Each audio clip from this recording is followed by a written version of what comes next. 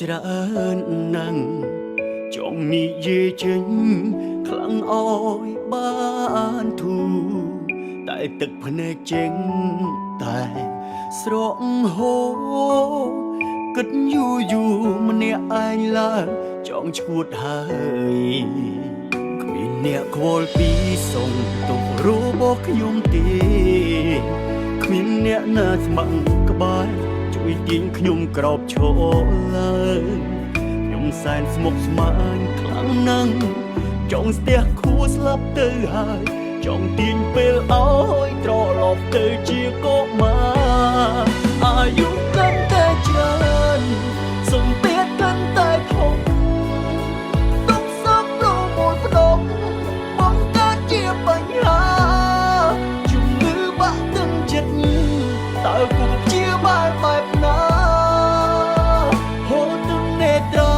ហត់នឿយខ្លាំងដល់ហើយអាយុកាន់តែច្រើនសំពាធក៏កាន់ធ្វេបញ្ហាចូលហោហាតែរួចតែជួបទងអិនស្បើគ្មានអ្នកចាំលើកទឹកចិត្ត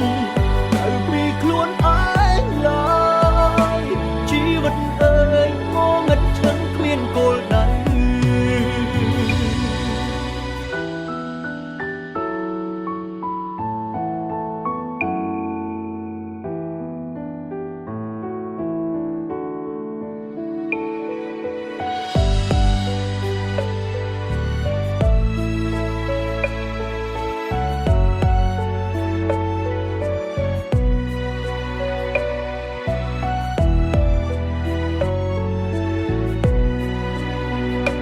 អ្នកខ្វល់ពីសុំទុករបស់ខ្ញុំទេគ្មានអ្នកណាស្ម័គ្រក្បែរជួយទាញខ្ញុំក្រោបឈរឡើងខ្ញុំសែនស្មុគស្មាញខ្លាំងណាស់ចង់ស្ទះខួរស្លាប់ទៅហើយចង់ទាញពេលអោយត្រឡប់ទៅជាកុមារអាយុកាន់តែច្រើនសំពាធកាន់តែធំ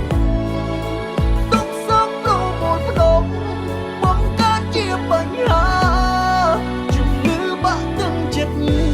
តើគូជាបានបែបណាហូរទឹកនេត្រាហត់នឿយខ្លាំងដល់ហើយអាយុកាន់តែច្រើនសំពាធក៏កាន់ធ្វេបញ្ហាចូលហោហាតែរួចតែជួបទងអិនស្បើគ្មានអ្នកចាំលើកទឹកចិត្ត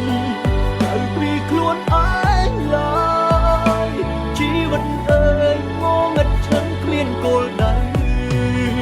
អ្នកចាំលើកទឹកចិត្តក្រៅពីខ្លួនឯងឡើយជីវិតអើយងងឹតឈឹងគ្មានគោ